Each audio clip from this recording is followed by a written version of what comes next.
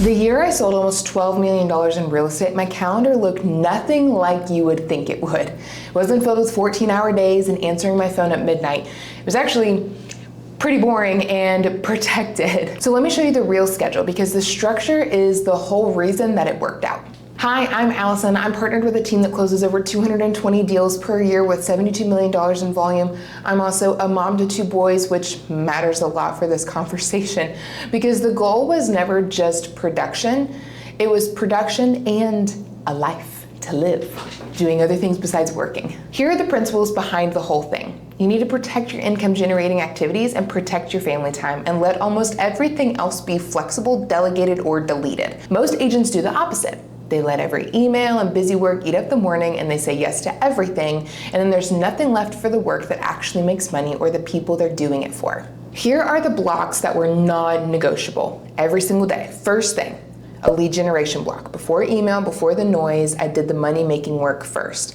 And then a follow-up block, because the fortune really is in the follow-up, and leads die when you're slow or you don't get back with them in 8 months. I had a set window for appointments, like showings and listing appointments, and so that they didn't sprawl across my entire day. I protected my time to create content, and I usually batched it. So I was building presence without it taking over. And then lead gen, follow-up, appointments, and content, those 4 every single day in their own lanes, and sometimes varied throughout the week based off of how that week looked. The boundary I protected the hardest, and that I will continue forever, is family time. That time is sacred and it doesn't get touched, and I'll be honest about the trade-off because nobody talks about it. I'm actually most creative in the afternoon, but I'm also a parent, so I don't get to be creative during my creative window, because that window actually ended up belonging to my kids. So I built my schedule around that reality instead of pretending that it wasn't true. And that's the secret nobody tells you. You don't find balance, you have to design balance. You build the business around the life, not life around the business. Here's how it all fit in. I stopped doing everything. You do not need to get to 12 million by doing it all yourself. You get there by doing the right things and cutting out the rest. So I delegated my transaction and listing admin to our team's coordinators.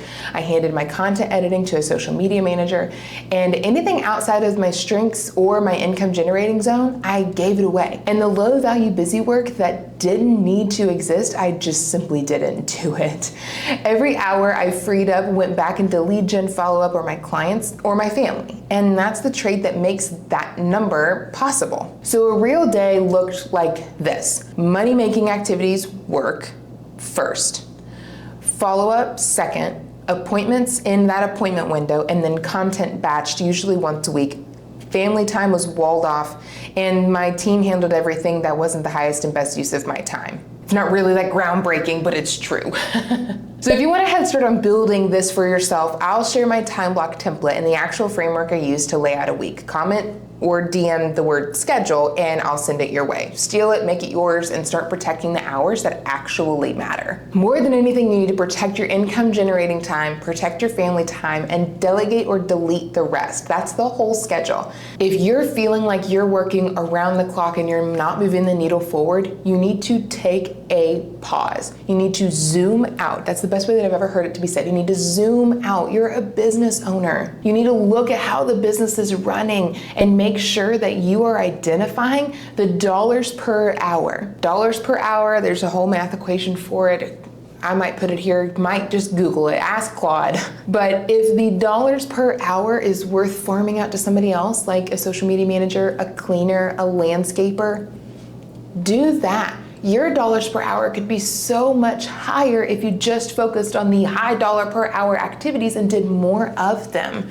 So remember, you don't have to just be in the grind all the time. You can stop doing certain activities, focus your efforts on higher dollar per hour income generating activities, actually meeting with clients, the thing that you are the best at.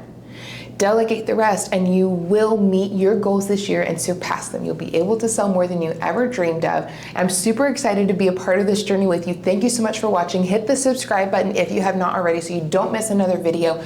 Comment the service area that you work in, the area that you service, so that we know who is in this community and where we are coming from, what stage of our real estate careers that we're in. I'm so excited that you have decided to come along this journey and be in the community where next level agents are made.